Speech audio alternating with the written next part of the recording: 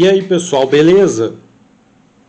No vídeo de hoje eu vou falar sobre uma obra muito importante, muito influente na Cabala, né? Que é o Zohar, o livro do Esplendor. Quase sempre quando alguém começa a estudar Cabala, é recomendado o Zohar, o livro do Esplendor, que é uma obra grande, composta de vários volumes, mas é uma obra de conteúdo muito velado, né? É um conteúdo assim muito velado, demanda interpretação. Então, vamos à história do Zohar, o livro do Esplendor. A história do Zohar é a seguinte: o Zohar ele teria sido feito pelo rabino Shimon Bar Yochai, que viveu no segundo século da era cristã, e ele, como era muito averso ao domínio romano, né, na época era o imperador Adriano, que era o imperador romano na época, e o Shimon Bar Yochai, como ele era contra o domínio romano, ele se escondeu numa caverna junto a seu filho Eleazar, por onde ele teria ficado por 13 anos. Ao final desse período de 13 anos, ele recebeu uma revelação. Ele foi visitado pelo profeta Elias, ele recebeu uma revelação e ele escreveu essa obra, né? O Zohar, o livro do Esplendor. Depois ele saiu da caverna, ele fundou uma escola de misticismo, ele ensinou misticismo para um grupo de alunos, mas o Zohar ele ficou oculto, né? Ele ficou oculto durante muito tempo, e mesmo entre os cabalistas, né, eles perderam a notícia desse livro. Até que na Idade Média, em 1270, o Zohar veio a público mais uma vez. Foi publicado pelo cabalista espanhol Moisés de León em 1270, né? Quando Moisés de León publicou esse Zohar, ele foi recebido com muita alegria, né, pela comunidade judaica por uma grande obra, né, ter vindo a público. Moisés de León viveu de 1240 a 1305, e ele afirmava que ele teve acesso ao Zohar original. A história, por alto, sempre os cabalistas dizem que nessa época, por algumas coincidências, né, tem uma história que diz que por acaso alguém encontrou o pergaminho original do Zohar. Por uma série de acasos, ele foi levado para a feira e enrolado num peixe, né, para ser vendido com peixe. E aí o Moisés de León teria comprado por acaso, encontrou esse manuscrito. Tem uma série de histórias falando, né, sobre a maneira, às vezes até fantasiosa, como o Zohar veio a público, mas oficialmente ele veio a público em 1270 através do rabino cabalista espanhol Moisés de León. Na época dele, ele afirmava que estava copiando do manuscrito original. Os interessados iam até ele e pediam cópias, né? Então ele fazia cópias dos manuscritos de trechos do Zohar. Mas muita gente desconfiava que não era verdade, né? Que ele estaria inventando. No livro do Aryeh Kaplan, ele menciona as investigações de um tal Rabi Isaac, que ele escreveu um livro comentando sobre as investigações que ele fez para averiguar se era verdade mesmo, né, que o Zohar teria vindo a público através de Moisés de Leon.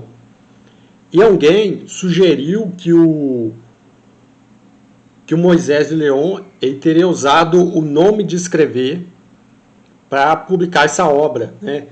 É um tipo de nome divino. Eu já falei isso, aqui tem um vídeo no canal sobre os nomes de Deus, né? Cada nome tem uma função específica. Então alguém sugeriu que Moisés de Leon escreveu esse livro utilizando uma técnica do nome de escrever. Ele teria escrito o nome divino em hebraico na mão, e aí a mão dele teria feito a escrita automática, né? Alguém sugeriu isso. Teve um outro sujeito que, para testar o Moisés de Leon, ele já havia comprado vários capítulos, né, do Zohar, e aí ele disse que ele havia perdido uma parte, queria comprar essa parte que ele tinha perdido. Aí o Moisés de Leon perguntou qual era o trecho, de onde até onde, e alguns dias depois ele copiou, entregou a cópia para o sujeito que pediu. E o sujeito pegou essa cópia desse trecho e comparou com o que ele já tinha comprado, né? E era exatamente igual. Então, durante a vida do Moisés de Leon, por ele ter trazido essa obra tão importante, de conteúdo cabalístico tão importante, houve muita especulação. Depois que o Moisés de Leon morreu, ele não era muito rico e a viúva dele ficou em necessidade, né? A viúva dele e a filha dele ficaram em necessidade, estavam prestes a ter a casa tomada, né? Então, depois que o Moisés de Leon morreu, alguém recomendou que o homem mais rico da cidade, que era José de Ávila, propusesse se casar com a filha dele e sustentar a sogra, né, a viúva do Moisés de Leon, em troca do manuscrito original, né? Alguém sugeriu, olha, a oportunidade está aí de você adquirir o manuscrito original do Zohar.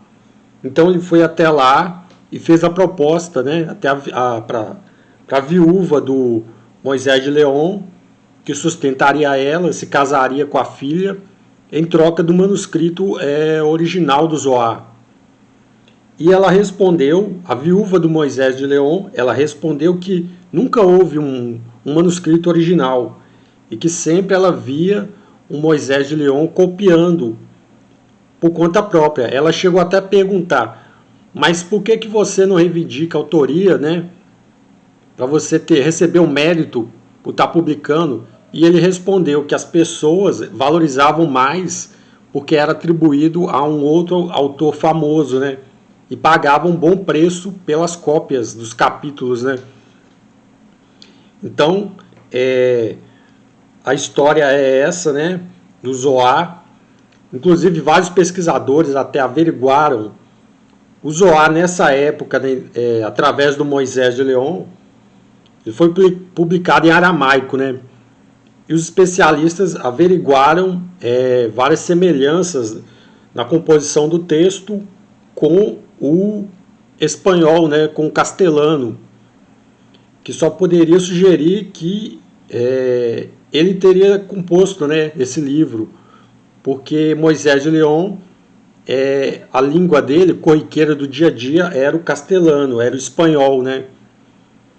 Mas assim, independente disso, o conteúdo do Zohar, ele é extremamente relevante dentro do ponto de vista da Cabala, né? A Blavatsky, por exemplo, no livro dela Doutrina Secreta, ela diz que Moisés de Leon ele mantinha correspondência com outros cabalistas, né? Então a gente deduz que o Zohar, esse Zohar que veio a público, ele é o conteúdo das aulas de um grupo de cabalistas, né?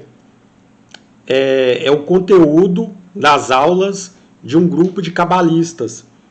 Então, mesmo que não seja o Zohar original do Shimon Bar Yochai, ele ainda assim é um texto que tem todos os méritos de ter um conteúdo de cabala, né? Em 1677, um barão alemão que estudava hebraico, Christian Knorr von Rosenroth, ele como estudava hebraico, ele se interessou por cabala e ele teve acesso ao Zohar. Então ele publicou, ele escolheu os capítulos mais velados do Zohar e publicou com o título Cabala Denudata, né? Na época a língua culta era o latim. Ele publicou em latim Cabala Denudata em 1677, 78. Aí veio a público em latim os capítulos mais fechados do Zohar, né? Mais tarde, em 1887, o MacGregor Meres, um dos fundadores da Golden Dawn, a ordem hermética da Aurora Dourada, ele pegou essa versão em latim da Cabala Denudata, que são os capítulos mais velados do Zohar, e publicou em inglês. Pela primeira vez, ele publicou em inglês. Essa versão, ela foi publicada pela Madras, né? Sob esse título aqui, a Cabala Revelada. Que são exatamente esses capítulos mais velados, mais fechados do Zohar. Sefer HaZimilta, o livro do mistério oculto, Ha'idra Rabba Kadisha, a grande assembleia sagrada, e Zuta Kadisha, assembleia sagrada menor. Os 3 capítulos mais velados do Zohar, não é? Tem um preâmbulo, né? Tem um contexto, alguns princípios básicos de Cabala aqui nesse livro, e tem também vários comentários. Apesar de ser um texto mais velado, ele tá bem explicativo, né? Essa edição aqui. Mas em termos gerais, apesar de ser muito recomendado o Zohar, o livro do Esplendor, para quem se interessa por Cabala, para quem começa a estudar Cabala, ele é um texto muito complicado se não tiver uma orientação, não é? Algumas versões do Zohar têm comentários que ajudam muito a compreensão do texto, mas é um texto de conteúdo muito complicado de ser interpretado. O ideal é que tenha algum cabalista experiente para ir comentando, né? Para quem não tem noção nenhuma de Cabala e começa pelo Zohar, ele acaba ficando bastante perdido, né? Porque é um texto muito complexo, são vários ensinamentos, várias interpretações da Torá. Nessa parte aqui mais velada, nesses capítulos mais velados, tem alguns comentários assim, algumas interpretações antropomórficas de Deus, né? O fio da barba, a sobrancelha, algumas figuras de linguagem antropomórficas, descrições antropomórficas de Deus, que tornam ainda mais complexo. Quem não tem o preparo vai acabar ficando perdido mesmo. No geral, o Zohar é um texto de conteúdo cabalístico, muito considerado, mas é um texto de difícil interpretação. Vários volumes, né, como eu disse, mas é um texto de difícil interpretação. O ideal é ter um cabalista experiente para ir explicando. Ou o interessado, né, pelo Zohar, que ele tenha alguns princípios básicos, né, algum conhecimento básico de Cabala, para ele tirar bom proveito, para ele fazer bom proveito do Zohar, o livro do Esplendor, né, tão uma obra tão considerada, né, tão respeitada dentro da cabala, dentro dos círculos cabalísticos, né? Esse era o vídeo de hoje que eu queria falar sobre o Zohar. Espero que vocês tenham gostado. Valeu, muito obrigado quem vem acompanhando o canal. Deixe o seu like, deixe o seu comentário aqui embaixo do vídeo. Se você tem alguma sugestão, deixe sua sugestão. Quem não é inscrito ainda, se inscreva no canal. Você me incentiva a continuar produzindo os vídeos. Beleza?